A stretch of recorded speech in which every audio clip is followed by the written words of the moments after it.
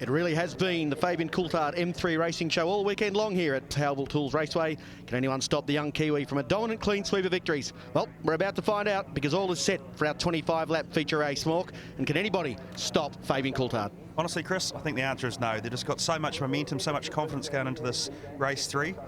There you have it, the man on screen now. I don't think anybody's going to get anywhere near him.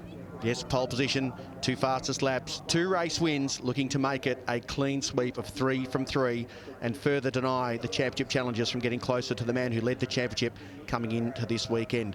The accumulation from races 1 and 2 sees the grid positions for this afternoon's feature race, and they are as follows. Fabian Coulthard starts out of position 1. Alongside him, the International Motorsport car of Johnny Reid. Second row of the grid, John McIntyre, the veteran. Alongside him, equally as much a veteran, Craig Baird.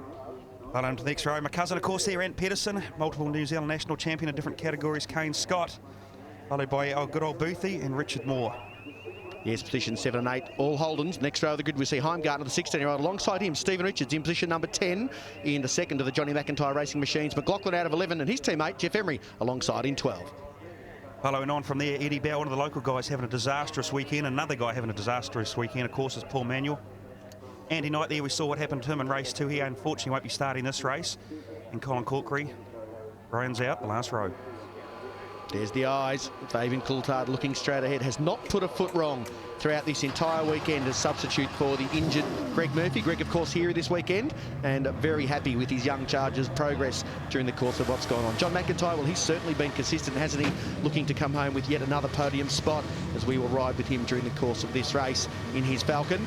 Great shots will come from on board that machine. Ant Pedersen won the final race at Hampton Downs in round 1. Can he possibly do it again here today in this 25-lap feature race? He really did do a good job in that race. There was a bit of a contra-top in that one. Let's hope that this is a good clean race here. And there's Paul Manuel.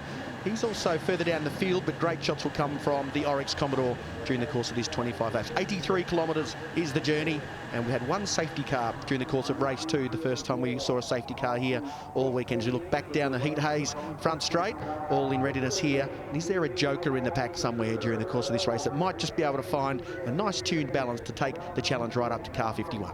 Well, the only thing this joker's going to be is if someone get around the outside of him in turn 1 and turn 2, i.e. jump the start, and then get themselves in front, because then they'll make car number 51 with Fabian Coulthard do all the hard work. And of course, we've seen in race 1 and 2, if you've got a car that's suffering a little bit, Chris, only 90%, you can actually defend the cars behind you quite aggressively here. But we haven't seen it so far in 1 or 2. He's made a clean sweep going into turn 1 and 2. So, look, to answer your question, I don't actually know. Well, Fabian could climb as high as position 5 in the championship after one weekend of racing. That would be a fantastic achievement. Currently sits 9th as Corkery will start from pit lane. Damage to that car sustained when he and Jeff Emery made contact, a concertina effect during the course of race 2. And that car has been repaired and will start from pit lane as we again ride with Paul Manuel. 14th grid spot, as we made mention of. Not really had the form we'd expected of him in the opening rounds.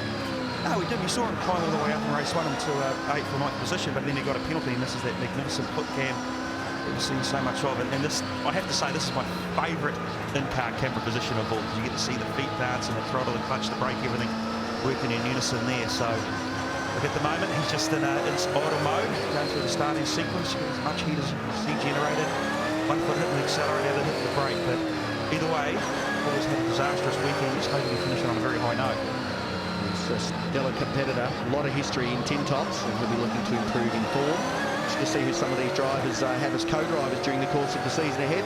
Lots of good stories coming about as well, with the announcement that Pukekohe will return to the Championship Trail October 26 to 28. Some international drivers joining us for that one as well. Tony Kanaan, Anna Beatrice, and Scott Dixon close to signing as well. Throw in Shane Van Gisbergen and Lee Holdsworth, and a host of other Australians who are looking to cross the pond. And really is going to be a very exciting late part of this season, of course, with Pukekohe and the new V8 SuperTourers. What are your thoughts on that one? I love it. I think it's the best news I've heard for quite some time, actually. Fabian Coulthard again, as I said, can move up in the championship significantly. Most importantly, deny the others the points that may well have gone their way in the absence of Greg Murphy. Currently for the round, Coulthard on 530 points. Has not missed any of the points available. 2 pole positions, 2 race wins. Sorry, 1 pole position, 2 race wins, 2 fastest laps. Johnny Reid 4:05 in second. McIntyre 3:83 on screen now. And the Black Witch Protector Falcon just warming the tyres up. Position 4, Baird 3:59. Pedersen 2:86. Championship points. Reid leads 8:76. McIntyre second 7:94. Scott third 7:79. Pedersen 7:41. And Booth in position 5. Great camera shots down the left-hand side of this car. They're making progress with this machine, aren't they? They started quite slowly at Hampton Downs. Probably more was expected with Johnny McIntyre there, but he's right up in the mix as usual. Yeah, look, I'm looking at the camera shot here. I think we're actually going to see something special out of Johnny McIntyre in this race. He's very relaxed inside his office there. You know, there's no urgency to anything. He's, you know, going through the starting sequence, as we said before, but no, I'm just going to get off the fence, as you know. For a change? We're right in the middle of it, yeah. Oh, I think we're actually going to see some big things from him. Well, I hope you're right, because nobody's been able to hold a candle to the Mike Pro Mortgages machine of Fabian Coulthard. There is Ant Pedersen, saved it all for last at Hampton Downs, coming home with a fantastic victory. Late race safety car certainly mixed up and spiced up the action there. Just that one safety car during race 2 when we saw the car of Andy Knight off the track with engine issues. And as we mentioned, won't be starting this race as a result of that, as Fabian Coulthard yet again leads the queue of cars around on this, the warm-up lap. 3.3 Ks with each passing lap, 11 corners, and a very complicated infield section on this circuit. And we're just counting down now before the lights go out. And Fabian's made 2 brilliant starts from his inside running into turn number 1 there. I'm sure those starts are much to the delight of the man who's not driving that car this weekend, and Greg is soon to join us in the commentary box, and looking forward to hearing his comments. Had him here for race 1. We could barely get a word in. 2 words in apparently what we've just received, but either way, Greg, man on the screen right now, isn't he doing an outstanding job for you? Oh, he is obviously proper pro is Fabian, and you know, likes to lead from the front like we all do, and he's pretty pleased to get a trophy yesterday and another one this morning. Been a little while, he said, since he's managed to grab one, so he's pretty proud and happy of that, and I'm pretty pleased that he did it. 2-part question, Greg. One, did you really expect Fabian to acquit himself this well? You expect him to go well, but he really has dominated from the outset in qualifying. In both races, he's dictated the pace. And secondarily, does it leave you a little bit frustrated that could have been you out there doing it? Oh, I'll answer the second part first. Very frustrated. It's annoying me as all hell, but you know, it's better off to have a guy doing what you'd hope to be doing behind the wheel than not you know, not having it done. So, you know, I think he quit himself a bit quicker than what I thought. Certainly the first 1 hour, that's all he had, 1 hour of practice to get himself sorted in the car. He got himself comfortable, you know, by pouring his seat and getting all that sorted out. And so he's been comfortable ever since, hasn't really made any adjustments. And the car has been fantastic. You know, the Paul Forgy, our engineer, hasn't done too much to it over the last couple of days. He won't say that. I'm sure he's actually looking to claim the victory as well. The hard-working crew down there, the M3 Racing mob, of course, Steve Giles heading it up. Greg drove a Carrera Cup car to great success with your name on board, the Greg Murphy Racing Carrera Cup program years ago. Any chance that the driving of the Porsche, obviously some time ago, has helped him, because clearly these cars have that similar sort of mid-corner capability? Yeah, I mean, Fabian's done a lot of Carrera Cup driving and was obviously the champion over there, I think it was in 2007. And so he's very used to that, the formula of, you know, one makes formula, control formula.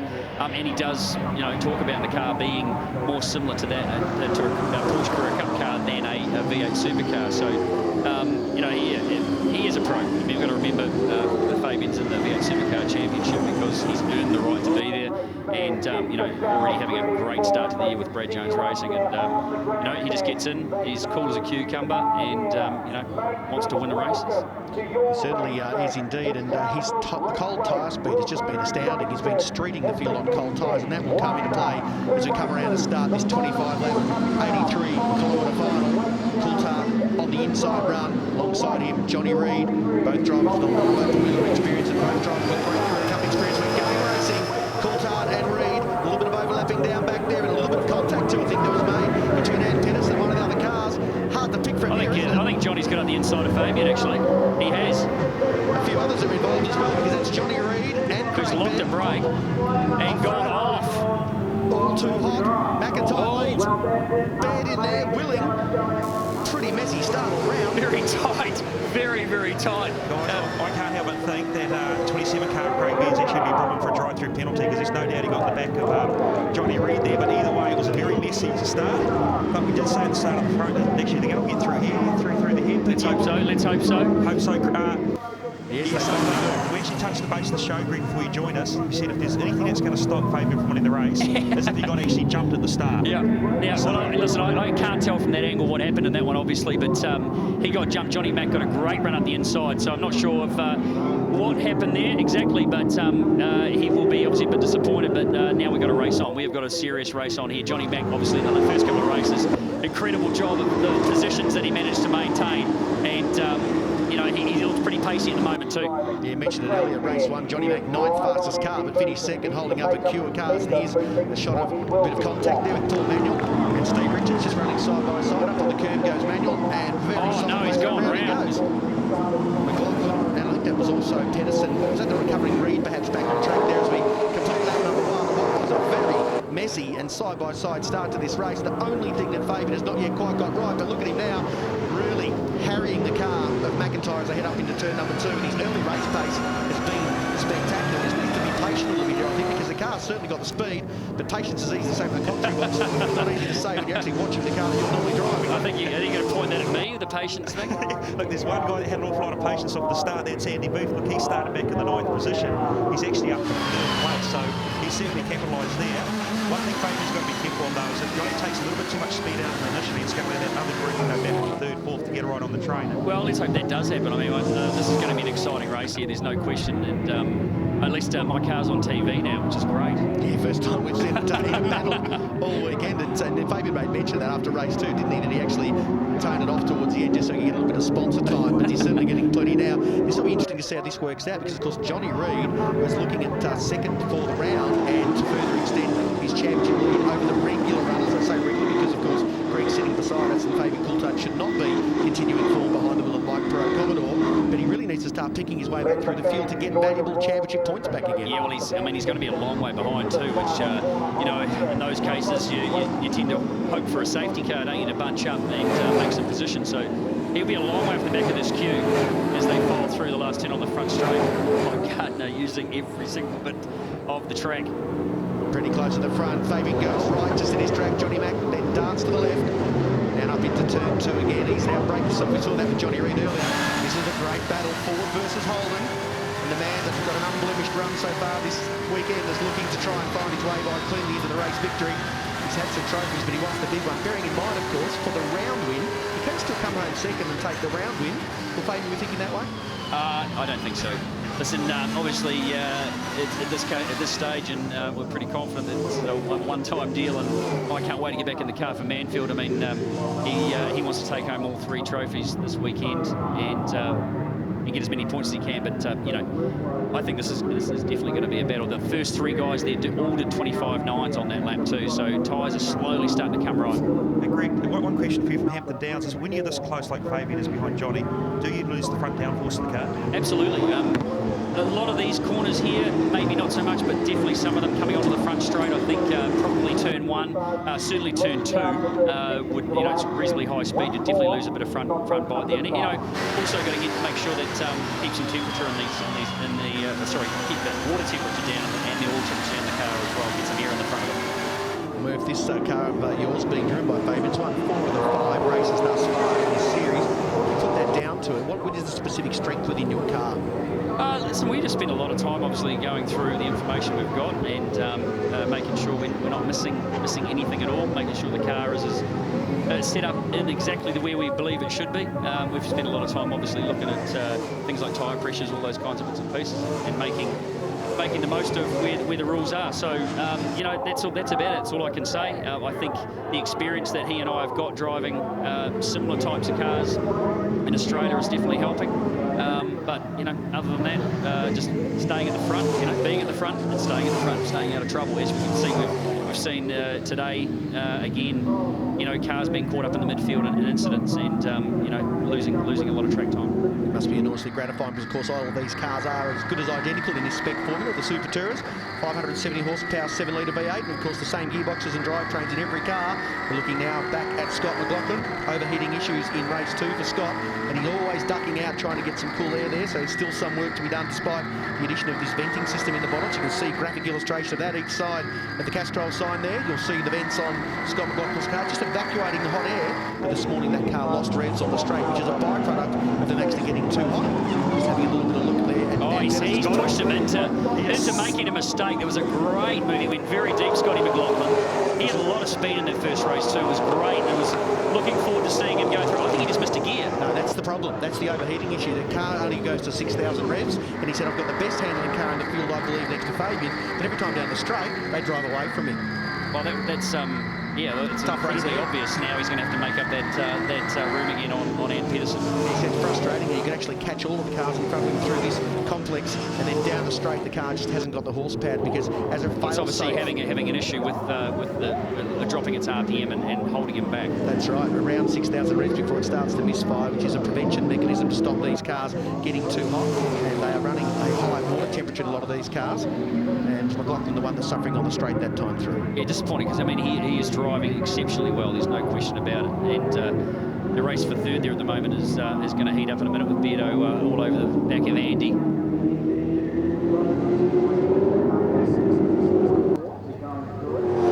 Looking back at Andy Booth here, his mirrors full of the United Video machine of Craig Baird. Nice and racy this group. Kane Scott, he's got quicker and quicker all weekend after a fairly ordinary practice and qualifying. And this is the battle for position 3. And as Mork mentioned, that Andy started a long way down the order, so one of the big benefactors here. Still McIntyre and Coulthard battling in the front. And a very good race going on here for positions 3, 4 and 5. A small gap back to Pedersen. McLaughlin with that issue down the straight. Will potentially fall back into the clutches of Eddie Bell, doing a good job up into position 8. And then it's 9, is Heimgartner and Stephen Richards. Still hasn't had the speed we would have expected from Steve Richards. They've had issues with front spoilers, but I would have expected that Steve Richards would have been going a little bit more quickly than he has done in the second of JMR belt. Yeah, it's a little bit of surprise, really. I mean, I'm not sure what the difference is there and how that is playing out, but obviously Johnny seems to actually found some good speed here compared to the first couple of races where he was getting hounded and looked like he was going to lose positions. At the moment, you know, his lap times are fantastic, better than I think than what they have been in the first couple of races. That's right. We did say that if you actually manage to get the jump in front of Fabian, you know, you can actually be relatively aggressive through this part of the track, conservative as well, and slow the car down. But all you've got to be is you've got to be that 0.01% faster than the car behind on the throttle. You've got to be mindful of the hard work to do it. Absolutely. I mean, that section, that complex that we've just been through, the cars have just been through, you know, there really isn't any opportunity to pass because you haven't got any big heavy brakes. The lines that the cars take are fairly restricted. And, you know, there's certainly no opportunity really to get your nose up inside unless someone makes a mistake, and that is very unlikely to happen from the Falcon that is leading the charge at the moment. And really, the only opportunities where there is places to pass, Johnny's car is actually very strong, which is, you know, coming off this last corner here and coming down into the hairpin. Exactly as it was yesterday, wasn't it? He was very quick out of turn number 11 there, and doing it all again today is McIntyre. Lap record sits with Fabian Coulthard from race 2, 124.7. Fastest lap of the race thus far, 125.1, set by Fabian Coulthard in his quest to relieve McIntyre in position number 1. And they're heading down the back section of the circuit again. Can almost think about an out-braking manoeuvre into 4, but you need to get it done early before you can stick that car along the side of McIntyre, and he's too far back to do so this time round. The other interesting thing is from race 1 to race 2, we always saw Johnny McIntyre when he was in the line of traffic, always darting out and getting as much cold air as he could over the car. Of course, it's not an issue for him here because he's got all the cold air in the world, isn't he? Yeah, he has, and I'm hoping that the car behind him's not having any issues in that area that maybe he was having when he was the chasing pack previously. But you can see that there's a couple of areas for sure where Fabian just is able to put his car in a couple of different positions, but it's not enough to be able to force Johnny into putting his car somewhere that he doesn't want to be to find that advantage. So we'll see how this goes with the tyres and how they hold out and how they perform over the long distance and who's got the best tyre pressure. I agree. Basically, it would be fair to say that we're in charge territory now with Fabian actually able to chase someone down, so he's got to use the car a bit more than he has in the past. Well, he'll just be trying to explore where it's going to be better and try and find a spot where it is going to be faster than what Johnny's is and execute, you know, that as best as he can and make the most of it. And, you know, we found, certainly I found that at Hampton Downs when I didn't get off the line as good as what I'd hoped, and had to make way past Kane Scott and also Andy Booth there as well, and you know, just trying to find where your car is a little bit better and make the most of that. Can't imagine he's been told if you bend it, you mend it as well. No, I never went that far with it. Used a bit of curb. No, I didn't push him that hard to and make him nervous. Not that I think I could have made him nervous. range at all. It's a good battle here, isn't it? Booth starting to skip away now and being a little bit defensive going into front. I wonder whether Kane Scott has actually got the strongest car in this battle pack. The peak lubricants car, and right behind him still Ann Pedersen showing good form. McLaughlin with behind him the car of Eddie Bell. And Andy Booth really has recovered well from another tour qualifying. He was outside the top 10. Valuable champion points on offer. Greg, the recent announcement, Pukekohe and SuperTourers. V8 SuperTourers back to Pukekohe in October. That should ring your bell a little bit, I'd imagine. Yeah, listen, I think racing there in one of these cars will be absolutely spectacular. You know, obviously the big long back straight, which is so synonymous with the circuit. And just the challenge of up over the hill there as well down the front is fantastic. So yeah, it's been a long time since I've stepped in a very good racing car and gone for some laps around there. Would be 2007 was the last time the V8 supercars were there.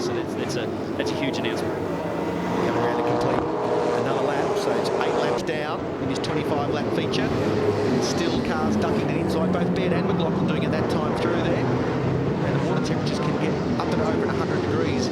Which is a major issue for these cars, but some teams saying they actually can control their water temperature down under 90, so clearly a fair bit of work's gone on with each of these cars as far as the roundings is concerned. Hard to know whether he can do much different, but Bear's looking very racy now as he goes through turn 3. What was interesting there, he come off turn 1, probably 10 car lengths behind Andy Booth, and then just down that short straight he made all the gains up, but there's one man not making any gains really at all, and that's Johnny Reid. Of course, he went into turn 1 in front and got knocked off in turn 2, and he's all the way back in 12th place. And I have to say, he's really not making any inroads. Yeah, position 12, 72 valuable points. And we'll shake that out towards the latter part of this race when we calculate exactly how the round result will come up. I think if Reid can make it up inside the top 8, he could still be a contender for the podium. But for the moment, all of the usual suspects sitting well and truly in front of him. McIntyre still leads, Coulthard second. And it's this battle on screen. Booth, Baird and Scott. Some hard hits in this group. Andy using a lot of road there. On the exit, Beto not so much. And as you can see, where this battle ends up, as you said, Booth just looked like a couple of laps ago that he was making some inroads and actually getting away from that pack behind him, but then all of a sudden it switched around, and Beto was all of a sudden looking a little bit racier.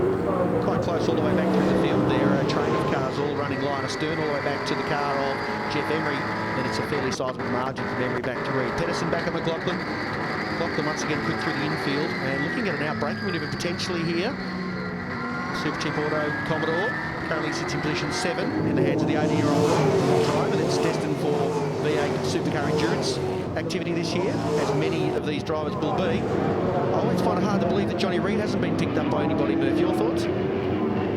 Johnny, listen, he's been in the cars a few times over there and tested it. It's one of those things I really don't understand a lot of the time. I mean, clearly Johnny's got an incredible amount of skill and talent, and an amazing job for the New Zealand A1 Grand Prix team. Incredibly fast in a Porsche Carrera Cup car, and but just hasn't had that opportunity to jump into the supercars. I think, you know, the development series has become such an important part of that. If you can prove your worth in the development series, it seems that you are going to get some chances, and he hasn't had that time in that championship to prove his worth, so much so, and therefore seems to be getting overlooked a little bit. Yeah, I don't think for very much longer. I'm sure there'll be a lot of people looking to have a chat with Johnny Reid. Many other drivers too in this field are certainly showing good form. Ann Pedersen, another driver that's been into the development series in Australia, has done the Phillip Island Bathurst Endurance event, but as the second driver in the International Motorsport team, run by Lyle Williamson with his son Luke. Once again, he looks like he's going to come out of this program getting more points than I guess the driver that has more speed, with Johnny Reid being off at the start of the race, currently in 12th. Pedersen sits in 6th. Yeah, McLaughlin, look, you can see the pace that's in that car. I mean, the frustration, I reckon, that's going through that young boy's head. You know, the skill that he's got and the inability at the moment, because of maybe some sort of issue there with that heating, he's just unable to put his car where he needs to on Ann Pedersen, who seems to be closing up a little bit on Kane Scott. So hopefully Scott McLaughlin will keep his head on this one and still fight away to hopefully be able to put that car where it needs to be.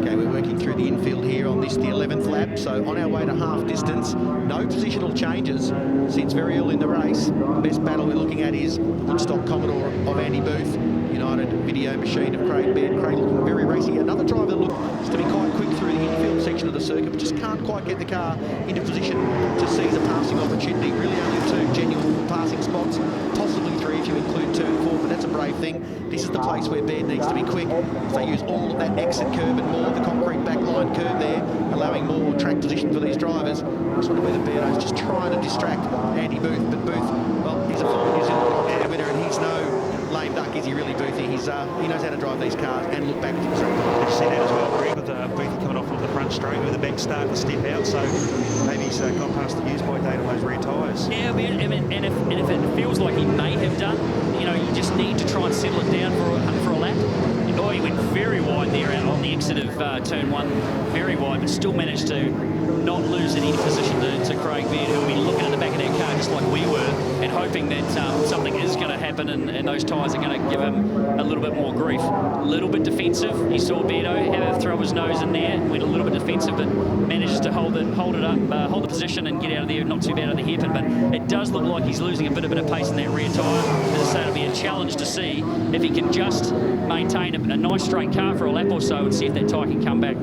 Did the tyres come back to you at Hampton Downs when you managed to do exactly what you said? Yeah, I mean, they did. I mean, if you did sort of get on the gas a bit early and start to fry them up with all that horsepower and going through the back wheels, if you were able to just take a deep breath, reset, and drive a nice clean lap, they seem to respond to that really, really well. And that's a good point, because of course if you have supercar, you can make some in-cockpit changes to the car, front and rear anti-roll bars. We look at Paul Manuel's feet dancing around, but of course in these cars, what you've got is what you're stuck with, and you need to drive the car differently. These are great shots, aren't they? As we see the dancing feet of Paul Manuel as he exits turn number 8, the carousel, looking down at 9, and immediately in front of him is the car of Richard Moore. And what people don't realise when they go for a lap in these cars, will see these shots, just how much footwork's going on. I mean, there's a heap of footwork. I mean, the amount of effort that goes into driving one of these, pressure that goes through this brake pedal. You can see he pounded the brake pedal there. Obviously, get a bit of heel and toe, go down a gear. He's behind his teammate, young Richard Moore. These guys will be a bit obviously disappointed with their weekend. Haven't had the weekend they thought they were going to have. Richard put an amazing drive yesterday in qualifying to stick that thing on the 3rd row, which was obviously the career best so far for him. This battle here, actually, Johnny looks very comfortable to me at the moment. Yeah, more comfortable than yesterday. Yesterday he was actually under fire, but for the moment it looks like he can actually control the pace. The best lap of both of these drivers only separated by 5/100ths of a second. In the background, Craig Baird has actually promoted himself into 3rd place now. To be honest, I didn't actually see Andy Booth come through, so No, you're there right. you go, yeah. But actually, interesting on the warm-up lap, I actually looked at the car camera there of Johnny Mackin's car, and he just looked so relaxed, like there was no urgency to the way he was going through the warm-up sequence. And I made comment to Chris Greg that he was going for something special, you could just tell. So maybe this is what we're seeing. Well, maybe he found something with the car that he was confident was going to make it better. And I mean, the car looks like a different car. It doesn't look like the same car. Andy Booth is behind Craig Baird, so there's been a move put on him. So luckily there wasn't anything that was more than just a passing manoeuvre. And he is now under pressure from Kane Scott coming on. So the things are changing there. Beardo straight away got a bit of a gap. Oh. That's close. The 2 leaders very close, under brakes, into turn 1. And Baird, there we go, Baird into 3rd. Doesn't get much closer than that. No, second half of the race, and Fabian, he likes to go to the outside. Well, they've just set, pull away there. Yeah, well, Fabian's just set the fastest lap of the race, just there on that lap. I wonder whether or not he had a slight issue there mid-corner, because he dropped that 4 or 5 car lengths just going through turn number 2. We're at 4 now, the hairpin, 2nd gear. Really need to be careful squeezing the power in here with all the torque coming through the drive-through into these cars. But Coulthard looks like he's now going to reduce that margin again and throw in another challenge. But what looked like the closest challenge thus far ends up being 3 or 4 car lengths between the two. Lots of dust in the background, not unusual around this circuit. Not a breath of wind here at the moment. And warm, sunny skies prevailing at Powerville Tools Raceway. We're working the second half of this race on lap number 14. McIntyre, Coulthard, Baird, the top 3. Where can he do it, Murph? I mean, it's a difficult place to pass. All he can do really is try and get as close as he can to force Johnny into mistake. Well, that's exactly right. I mean, it is going to be McIntyre putting a wheel off somewhere just a little bit more than what he has been, and just losing that little bit of grip somewhere, having a drama where he gets a little bit sideways somewhere like here, and Fabian gets it perfect on that same lap that he does that. It does seem that he looks very comfortable, and that's, to me, he's not really having to put his car down the inside anywhere to stop a challenge. And as I said before, very different to what it looked like in the first couple of races. And the other bad news, I guess, for Fabian is that going from race 1 to race 2, when Johnny was under intense pressure from all the guys behind, he never faltered any of those races. No, he never did. I mean, he's on his side, he's going to do a good job. Yesterday was clear, very obvious. I mean, he did a very good job in a car that didn't look very nice to drive, and held out the challenges from the likes of Craig Beard and Kane Scott. So, you know, he's used to it, isn't he? I mean, that's how you win championships. I think we said it yesterday. You know, you make the most of a bad day, and he made the most of it and finished on the podium. McIntyre qualified 13th in the first round at Hampton Downs, but he's destined now to score his 4th top 3 finish and would be the only driver in the field to do so. Just shows how well he's responded since what looked like a fairly ordinary start to the year. Finished 2nd in the final race of 3 at Hampton Downs, and he's thus far this weekend qualified 3rd and finished in 2nd and 4th. So looking at his first season win. The other thing too, I think, Murph, talking about the setup of these cars, is every race, every track, it's a bit of a voyage of discovery because it's totally new every time we go out. Yeah, absolutely, unless it's your test track, you know, and unfortunately we haven't got Andy Knight in there who showed some great pace at the start of the race this morning, and then unfortunately had that spectacular exit. I mean, this is his test track, and obviously Eddie Bell's as well. So as you say, you know, we're going to go to some tracks very soon, Manfield, Taupo, where Johnny's the guy who's had some running at Taupo, but no one's had one of these cars on the track at Manfield. Ford won the final race of the opening round. Can they hang on and win this one? Fabian Coulthard doing everything he can to just force McIntyre into an error. He's not been more than 5 or 6 car lengths behind, and last time through the gap was 0.3 of a second. It's visual now as they head down into turn number 4. Yeah, and Fabian's closed that gap within a lap and a half, and was a 0.3, or just under 0.3 a lap on that last lap faster than McIntyre. So he's got that little bit of pace, but it is only a couple of tenths. And around here, as we've said, very difficult to make that an advantage.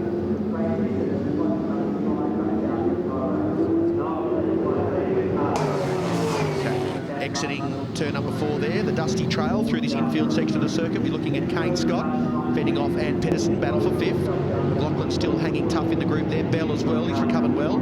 Steve Richards is the back of this pack, some distance clear of Andre Heimgartner, who's faded away in the background in that Commodore of his.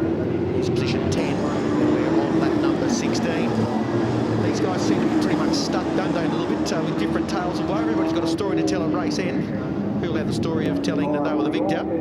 It's a big trail here, though, cars that are all circulating very quickly, actually. And again, it's going to be someone who makes the mistake, who can force someone to make a mistake. It's Stevie Richards, incredibly experienced campaigner, as we know, and he'll be wanting to try and use that to get past Eddie Bell, who's doing a great job there, sitting in 8th position at the moment. It's incredible to think that just half a second covers the top 10 cars as far as the fastest lap they've done in the race. And here we are, Fabian Coulthard just starting to wind up the wick a little bit, isn't he?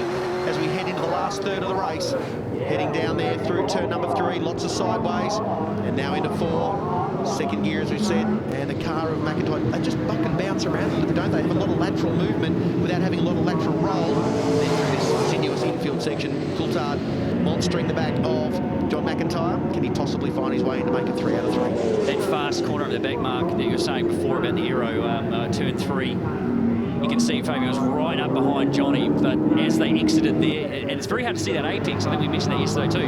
You know, very hard to see that apex. You take too much curve and the thing will really hop out and you'll lose a lot of time. And he was right behind him, but lost that little bit. You can tell he had a bit of push. He was a little bit later on the gas on the exit of there, and he lost that 2 or 3 car lengths when he got to the hairpin, and that's the bit that he needs. He needs to be able to still be on Johnny's right on tailpipe or on the back of the bumper as he closes right up. There could be a touch coming.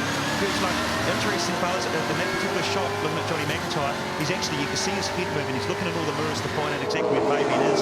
We haven't actually seen that in the earlier parts of the race, so look, maybe he's starting to suffer a bit, who knows? Oh, God, he just takes such a unique line. Does. Look at this. He's covered down the inside this time. He saw Fabian was putting himself in a position. He could get a bit of an opening. He gets off the turn. Johnny came off there very good, though.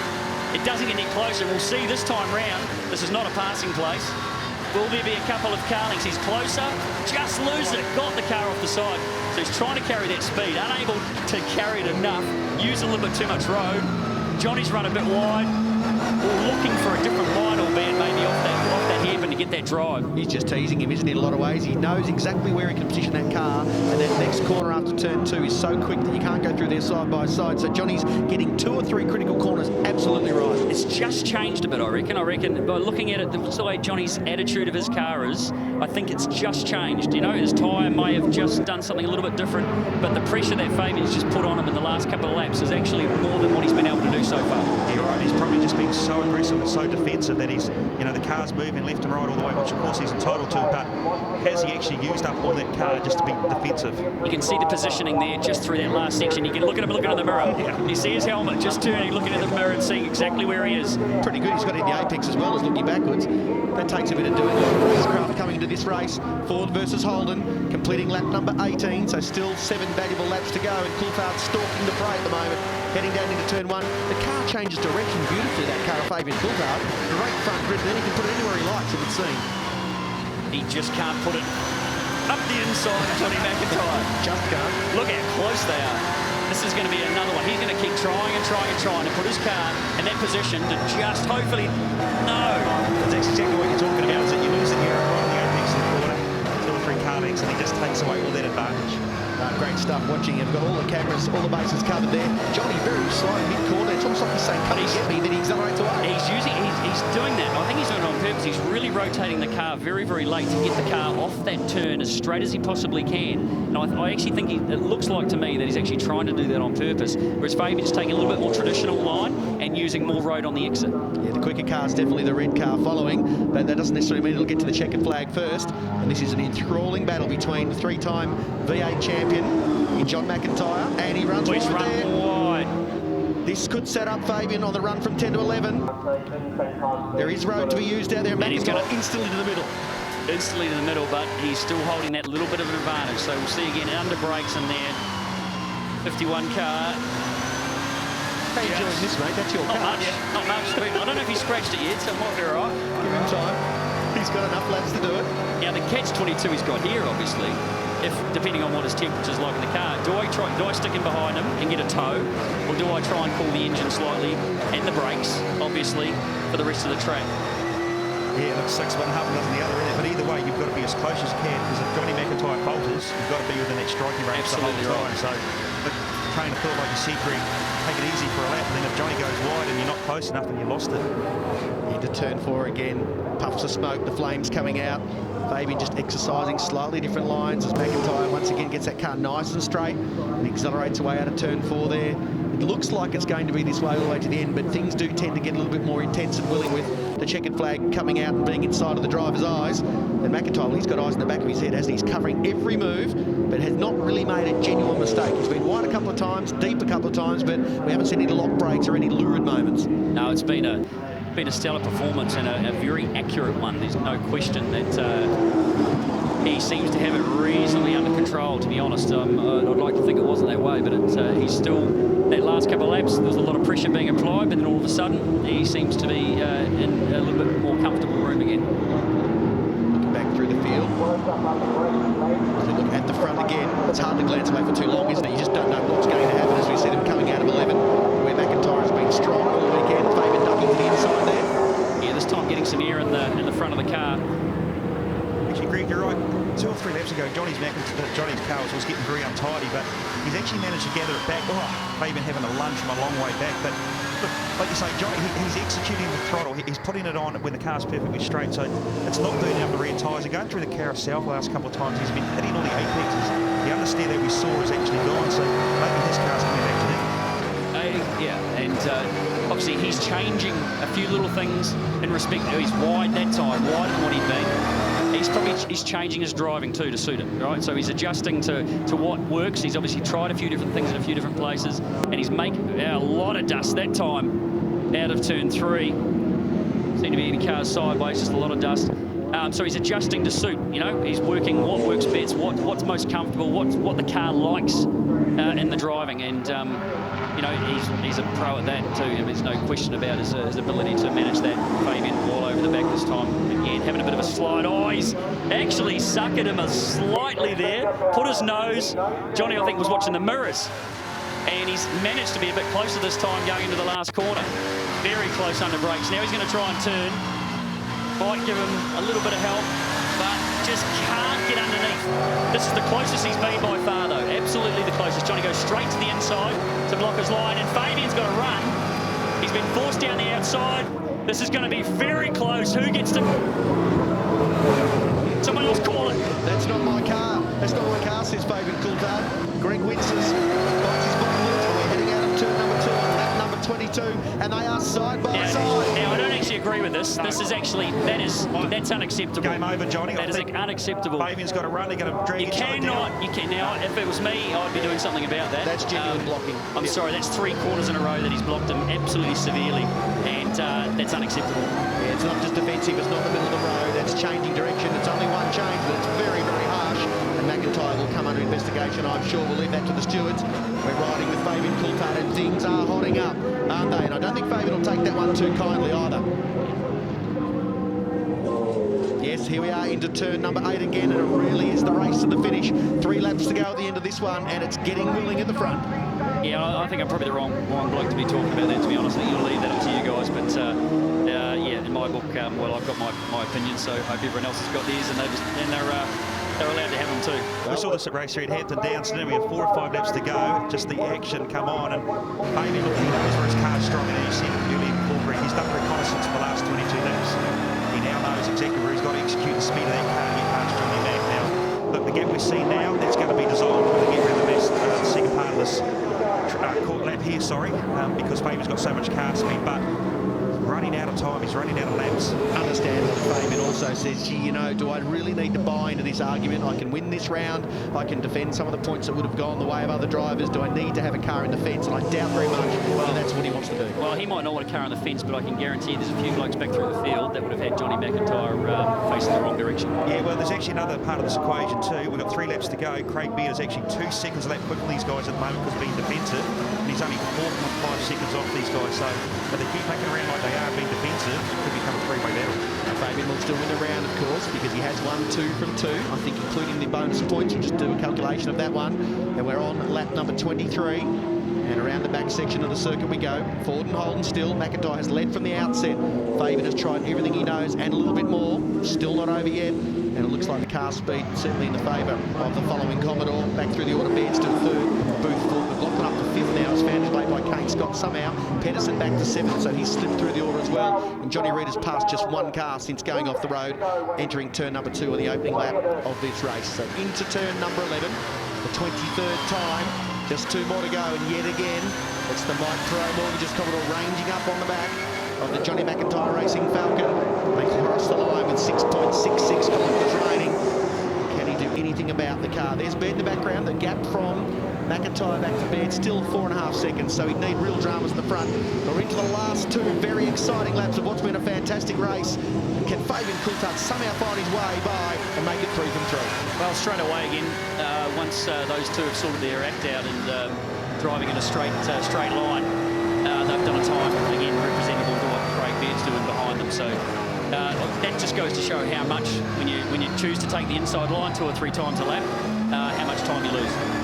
So, Greg, you have Fabian alongside you for the endurance races later in the year. Where did that decision come from? How influential were you in that choice? He asked me and said, can I drive with you? And I said yes. I bet you're pretty happy you said yes. Yeah. Well, great testing. Well, you know, I've been I wouldn't say I've been a fan of his, but I've been a supporter, and just realising what kind of ability he's got. And as you said, he drove for us in Carrera Cup, and just did an amazing job and won the championship a couple of seasons that he did compete. And then straight away, once he got into V8 Supercars, he proved that he was a deserving of being there. And his skills and ability have obviously proved themselves many, many times. Poor car train here, headed up by Kane Scott. This is 5th, 6th, 7th and 8th. Pedersen behind, then Bell and Richards. You made mention of other drivers in the field wouldn't have lifted. How about you? Would you have lifted on the way down to turn 3 before? Yeah, I don't know. I don't think I'm going to answer that just yet. But, look, we all block. There's no question about it. We all do block. But there comes a moment where you do need to make that decision if I've done it a little bit too much. And, Johnny chose to stick his line. And as I say, that's up to him to do that. His decision. He's managed to hold that position. He has driven fantastic the whole race. There's absolutely no question about it. So, as we say, we'll see if that gets investigated or not. Stephen Richards, great move up the inside Eddie Bell with only a lap to go. And McLaughlin into the pits too, so McLaughlin drops out of 5th place inside of the flag. Fair to say those engine issues may well have reared their head again. Right now, last lap, and we're heading into the infield section of the circuit. John McIntyre has fended off the strenuous advances of Fabian Coulthard for lap after lap. Coulthard wants the round win, McIntyre wants the race win, and the championship lead, well, that will be another equation, of course, with Johnny Reid still sitting down in position number 10. 3 corners remaining, and just wondering whether Fabian Coulthard has anything left in the tank 9.51, and then deep into turn number 10, 9 in fact. He needs to get this turn, he needs to get it turned and see if he can get that run. He's very close this time. The last time into the last corner, Johnny hasn't actually covered his line too much. Run to the flag, perhaps. Is he trying the under and over? No, I don't think so. He's run too wide here and a little bit late on the gas, so Johnny Mack is going to win this one. Yep, now to the final quarter he comes. Forward again in the feature race. Last time it's Pedersen. This time it's McIntyre. The 3-time V8 champion takes the victory. 25 very entertaining laps. Fabian Coulthard right behind in second spot and sets the fastest lap of the race, getting the bonus points to boot. Third home, Craig Baird doing a good job on the video Falcon. Very happy Mr. McIntyre on screen there. Booth fourth, Scott in fifth, Pedersen sixth ahead of Richards. Bell and Emery and Reid will be the top 10. John McIntyre, his first win in V8 SuperTourers, and here at Power Tools Raceway it took place in the Ford. Very entertaining stuff. No, it's very difficult for you, Greg, to be watching your young charge out there in the car that you rightfully would normally be driving, but thank you for your contributions. You must still be very impressed though with the concept of this category. Oh, listen, that's not going to change. I mean, these are fantastic little race cars. Well, I shouldn't say little, they feel little drive, but they're fantastic race cars, and it's only going to get better and better and better. Yeah, well, great to have you on board, and looking forward to seeing you back behind the wheel of the Mike Pro Mortgages car next time out, and also before then at Hamilton. Thank you for your contributions, Greg. Great to have had you here. Really enjoyed you being in the commentary box. And how are you going over there, Mark? How's your points permutations going? Yeah, look, Fabian Coulthard certainly wrapped up the round, and no surprises after that race win in race number 3. Johnny McIntyre's finished second, so all in all, you have to say, Johnny McIntyre, we said if anything was going to stop the march of Fabian Coulthard, he had to get the jump at the start. That's exactly what he done. And we've got a championship update at all. I think that may well be, with Johnny Reid dropping down the order, that John McIntyre might even move up into the top couple of spots there in the championship. Great win by John McIntyre in the Blackwoods Protector Ford. Another exciting race here at Power Tools Raceway. A wonderful, wonderful spectacle. You can now say you are and the crowd giving these drivers their just plaudits. Very, very exciting race here from stem to stern, and it's through 10, 11. This very large crowd on hand. Congratulate the drivers. Some good witness marks on that car of John McIntyre as well. Rubbings racing, they say. And it'll be very interesting to see the post-race comments coming from these drivers after what was a fantastic championship race. And the championship points showing John McIntyre, 1,034, goes to the top. So from 13th on the grid in the opening round to leading the series goes John McIntyre. Johnny Reid second, 956. Kane Scott would sit in position number 3 on 930, and that's Pedersen, Booth, Baird, Coulthard, McLaughlin and Murphy. So Coulthard moves into position number 7 outright in one meeting. There is Johnny Mack, fantastic effort, a great race win in defensive mode, and did everything he could to deny Fabian Coulthard taking 3 from 3 here this weekend. And the crowd happy, the team happy. Jason Leifting, of course, the team engineer there, congratulating him, and that team will focus now on the season ahead with a race victory under their belts. A very, very good effort from John McIntyre. Had to look out through the front window while looking backwards into the rear vision mirror, and he's come home the race victor. Brilliant effort from him in that 25-lap race. Well, Johnny, I tell you what, you're the fastest roadblock I've ever seen. What was that like? Did you look ahead or the rearview mirrors the whole race? Oh, look, there was definitely the best pace that we've had all weekend, so it's not all roadblocking. We had genuine speed out there, and I think we had fastest lap of the race. So, no, the car was much better. Fabian was just as good, in some places a little bit better. So, yeah, after a little while, I started to have a look at him and think, well, I'm going to have to look out for this guy and hold on to the first. I have to say, did it feel like doing an exam, having the teacher looking over your shoulder the whole time? Oh, that's a bit rough. No, look, you know, Fabian is one of the best touring car drivers New Zealand's produced, and it's great to get a win against him like that. As I say, he wasn't that much quicker than us, and I used my nous and experience to get the win. I'm not taking anything away from it. Great win, mate. Thank you very much. Well, there it is, Ford at the top of the heap in the feature race again for the second consecutive round. McIntyre from Coulthard in a very exciting display. Baird rounding out the podium runners ahead of Booth and Kane Scott. Johnny Reid recovered into position number 10 after being off at turn 2 on the opening part of the race, and the rest of the field completed with Scott McLaughlin just getting out to get some valuable points at the end of the race after that pit stop.